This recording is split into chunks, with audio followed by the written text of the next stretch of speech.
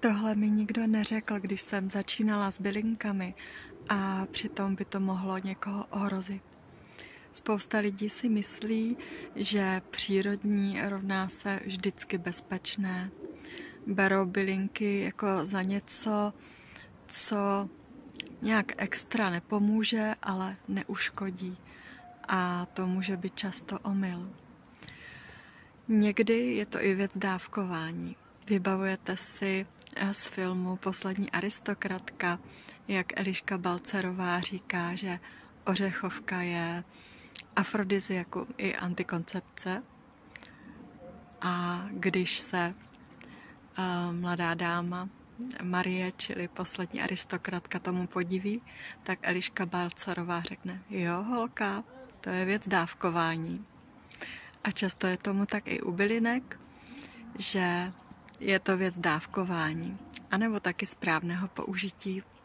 Například rozmarín je skvělá bylinka, ale musíme si dávat na ní pozor u lidí, kteří trpí epilepsií, nebo u těhotných žen, zvláště ve vyšších dávkách, protože prokrvuje pánevní dno a mohla by způsobit předčasný porod.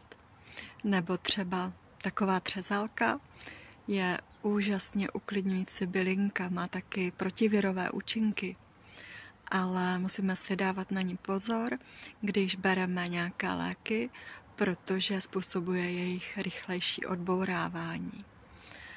Což by mohlo být nepříjemné u spousta bylinek, u spousta léků, kdy potřebujeme udržovat jejich stálou hladinu. A v neposlední řadě také u hormonální antikoncepce. Jako bylinkářka a zdravotní sestra vím, že je opravdu důležité znát tyto interakce. A jestli si nejsi jistá, tak napiš do komentáře slovo bezpečnost a já ti pošlu seznam bylinek, na které si dát pozor u těhotných a u dětí a čím je můžeme nahradit. Já ti přeji mnoho úspěchu s bylinkami.